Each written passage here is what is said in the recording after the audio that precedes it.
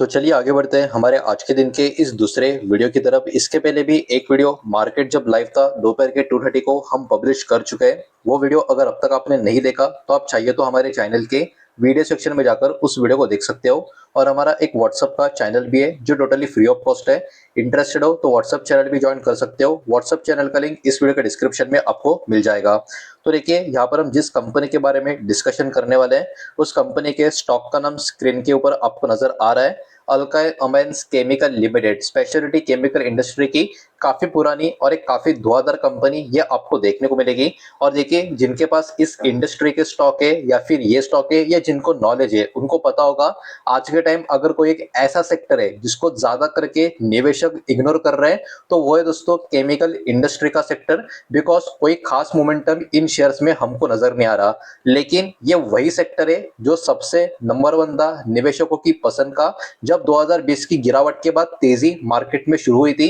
Because 2020 की उस गिरावट के बाद 2021 खत्म होते होते केमिकल इंडस्ट्री के शेयर्स ने धूम मचा कर रखी थी। लेकिन वही बात है जब एक बहुत बड़ा मोमेंटम किसी भी इंडस्ट्री में किसी भी स्टॉक में 1 या 2 साल के लिए ट्रिगर होता है तो कितना भी अच्छा बिजनेस क्यों ना रहने दो, कितनी भी तगड़ी ग्रोथ का पोटेंशियल क्यों ना रहने दो, कुछ समय के बाद वो बड़ा मोमेंटम खत्म होने को ज्यादा टाइम लेता नहीं। और वही केमिकल इंडस्ट्री के सारे शेयर्स के साथ अभी होता हुआ नजर आ रहा है। और जिनको नॉलेज नहीं है वो लोग यही बोलेंगे कि अब इस इंडस्ट्री को देखने का कुछ फायदा नहीं है। लेकिन जिनको मार्केट का एक्सपीरियंस है जिनको नॉलेज है उनको पता है ये डेफिनेटली एक फ्यूचर के इन्वेस्टमेंट के लिए बहुत ही बड़ी अपॉर्चुनिटी साबित हो सकती है।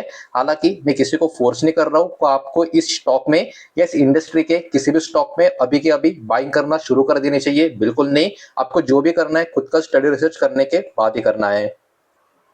तो भी चलिए आगे बढ़ते हैं, जरा इस कंपनी के बारे में कुछ बातें यहाँ पर हम समझने की कोशिश करेंगे। कंपनी के फाउंडेशन की अगर हम बात करें तो 1979 को योगेश कोटरा जी की तरफ से इस कंपनी का फाउंडेशन होता हुआ हमको देखने को मिला। और इस कंपनी का हेडक्वार्टर हमारे देश में ही भारत में ही आपको देखने को मिल जाएगा। अब देखिए कंपनी के बिजनेस की बात करें तो एलिफेटिक अमेंस की बात करें इसमें ये कंपनी लीडिंग मैन्युफैक्चरिंग कंपनी हमारे कंट्री की आपको देखने को मिलेगी। तो याद रखना हम किसी मामूली कंपनी के बारे में बात नहीं कर रहे, एक लीडिंग मैन्युफैक्चरिंग कंपनी की बात कर रहे हैं जो एलिफेटिक अमाइंस में डील करती हुई आपको नजर आती है, मैन्युफैक्चरिंग करती हुई आपको नजर आती है। और ये जो केमिकल्स है बनाकर रिप्लेस करने की जो बात होती है, रिप्लेसिंग हाइड्रोजन की जो बात होती है, इसमें अमोनिया NH3 की बात करें और बहुत सारे अलग अलग ग्रुप्स की बात करें इसकी कैटेगरीज की, उसमें इनका कामकाज होता हुआ नजर आएगा। और इतना ही नहीं, कंपनी के जहां तक प्रोडक्ट्स की बात करें तो 100 से भी ज्यादा केमिकल्स में कंपनी का प्रोडक्ट्स आपको देखने को मिलेगा जो दुनिया भर में इस्तेमाल किए जाते हैं। तो एक बात याद रखना, यहाँ पर कंपनी का बिजनेस को लेकर कोई भी इशू नहीं है। डिमांड सप्लाई का जो गेम हर एक इंडस्ट्री का कभी ना कभी अच्छा होता है, कभी ना कभी खराब होता है, वही होता हुआ आपको अभी के टाइम मैक्सिमम इंडस्ट्री में नजर आ रहा है जिसमें केमिकल इंडस्ट्री भी शामिल है। अब देखिए इस कंपनी के बिजनेस की लीडरशिप को आपको थोड़ा सा यहाँ पर समझकर लेना होगा, तभी इस कंपनी की ताकत को भी आप समझ पाओगे। ये one of the top global producing company आपको देखने को मिलेगी जो एलिफेटिक अमेंस की बात करें और उसके डेरिवेटिव्स की बात करें जो प्रोड्यूस करने का काम करती है। सिर्फ इंडिया में नहीं, इंडिया में तो लीडिंग कंपनी है लेकिन ये one of the global level पर भी एक बहुत ही बड़ी कंपनी है। इसको भी यहाँ पर आपको ध्यान में रखना है। और इस कैटेगरी में इनके कुछ मेजर प्रोडक्ट्स है जिनके 4 नाम यहाँ पर आपको नजर आ रहे हैं। और इनकी काफी यूनिक स्ट्रेंथ आपको ये देखने को मिलेगी, ये अकेली ऐसी ग्लोबल प्रोड्यूसर कंपनी है जो स्पेशलिटी एमएनस का भी यहाँ पर कामकाज में आपको देखने को मिलेगी। तो ये कंपनी की एक खास ताकत भी आपको यहाँ पर नजर आएगी। इतना ही नहीं, ये कंपनी जो भी केमिकल से कनेक्टेड 100 से भी ज्यादा जो प्रोडक्ट्स बनाती है ये बहुत सारे अलग अलग इंडस्ट्री में दोस्तों सप्लाई होते हुए आपको नजर आएंगे, जिसमें फार्मास्यूटिकल, एग्रोकेमिकल, पेंट डाइस की बात करें, रबर पॉलीमर्स की बात करें, वाटर ट्रीटमेंट की बात करें, पर्सनल केयर की बात करें और स्पेशलिटी एंड परफॉर्मेंस केमिकल की बात करें, इन सब का इंडस्ट्री का नाम शामिल है। तो याद रखो इस कंपनी का या इस कंपनी के कामकाज का जो डिपेंडेंसी है वो किसी एक सेक्टर के ऊपर नहीं है, बहुत सारी इंडस्ट्री में कंपनी का काफी सॉलिड प्रेजेंस आपको देखने को मिलेगा। बस प्रॉब्लम यही है कि अभी के टाइम मार्केट भले ही काफी बढ़िया भाग रहा हो, बिकॉज मार्केट का जो तेजी होता है वो सिर्फ और सिर्फ 8 से लेकर 10 स्टॉक के वजह से होता है। लेकिन मैक्सिमम मार्केट में अभी देखोगे, मैक्सिमम इंडस्ट्रीज देखोगे तो जो स्लो डाउन हल्का सा इंपैक्ट अभी भी नजर आ रहा है उसके कारण स्टॉक में वो मोमेंटम जनरेट होता हुआ हमको देखने को नहीं मिल रहा। अब कंपनी के रेवेन्यूज की अगर हम बात करें, इस तरीके से कंपनी का कैटेगरी वाइज रेवेन्यू आता है। तो कंपनी का जो बिजनेस है अमाइंस एंड डेरिवेटिव्स का, तो देखिए फाइनेंशियल ईयर 2023 में 75% का रेवेन्यू यहाँ पर था, और फाइनेंशियल ईयर 2025 आते आते यहाँ पर इंक्रीज होता हुआ देखने को मिला है 79% का। स्पेशलिटी केमिकल और अदर्स कैटेगरी में कंपनी का पहले 25% का रेवेन्यू था, जो अभी 21% के आसपास आता हुआ नजर आ रहा है, और एक ऊपर नीचे होता रहता है। लेकिन याद रखना, कंपनी का जो मेन कैटेगरी है बिजनेस का, दोनों में कंपनी का काफी तगड़ा रेवेन्यू परसेंटेज आपको यहाँ पर देखने को मिल रहा है। इतना ही नहीं, कंपनी का जो जियोग्राफिकल प्रेजेंस है वो भी काफी मजबूत नजर आएगा। कंपनी कितने सारे कंट्रीज को एक्सपोर्ट करती है ये तो काफी कम नंबर आपको नजर आ रहा है। इनके वेबसाइट के ऊपर जाओगे तो I think more than 30 countries आपको देखने को मिलेगी जहां पर कंपनी अपने प्रोडक्ट्स को एक्सपोर्ट करती है। इसमें America, Canada, Mexico, UK, France, Spain, Ireland, Japan, south Korea, Australia, middle east, Hong Kong, ऐसे बहुत सारे बड़े बड़े दिग्गज कंपनी आपको देखने को मिलेंगे।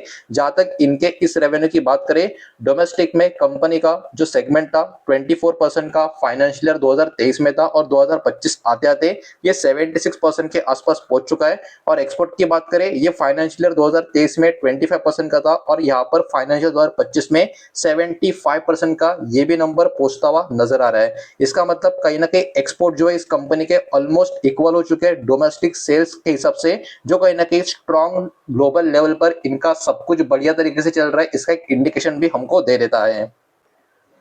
तो अब बात कर लेते हैं और भी कुछ डेटा की और भी कुछ नंबर्स की, लेकिन प्लीज वीडियो को लाइक कर देना, वीडियो को शेयर कर देना। पहली बार चैनल पे आ चुके हो तो चैनल को भी सब्सक्राइब जरूर कर देना। तो देखिए, कंपनी के प्रॉफिट एंड लॉस का स्टेटमेंट अगर आप चेक करोगे, यहाँ पर जो भी फिगर्स होंगे करोड़ में होंगे, और यहाँ पर इस कंपनी के स्टैंड अलॉन नंबर हम चेक करने वाले, कंसोलिडेटेड नहीं, इस बात को यहाँ पर आप ध्यान में रखें। तो देखिए 2014 से लेके 2025 तक, मतलब पिछले 10 से लेके 11 साल का डेटा इस कंपनी का एकदम ध्यान से आप देखोगे तो कंपनी का सब कुछ काट छाट के प्रॉफिट एंड लॉस का स्टेटमेंट अगर आपने चेक किया होगा, तो एक बहुत ही पॉजिटिव बात इस कंपनी की आपको ये देखने को मिलेगी कि इस कंपनी को कभी भी पिछले 10 से लेके 11 साल में हर साल का जो नंबर होता है उसमें लॉस कभी हुआ ही नहीं है।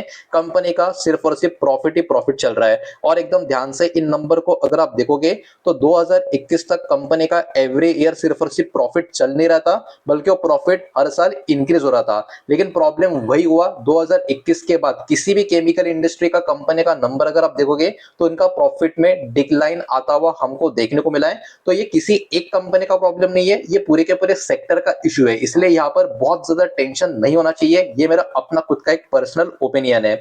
अब देखिए यहाँ पर 2022 की बात करें, प्रॉफिट गिरा, लेकिन क्या कंपनी लॉस में आई है क्या? बिल्कुल नहीं। 2022 में प्रॉफिट था 225 करोड़ का, जो कंपेयर टू प्रीवियस ईयर क्या हुआ, कम हो गया। लेकिन उसके अगले साल प्रॉफिट फिर से हल्का से इंक्रीज हो गया, थोड़ी सी उम्मीद थी। लेकिन उसके अगले साल फिर से प्रॉफिट काफी कम हो गया, सीधा 150 करोड़ के आसपास आ गया।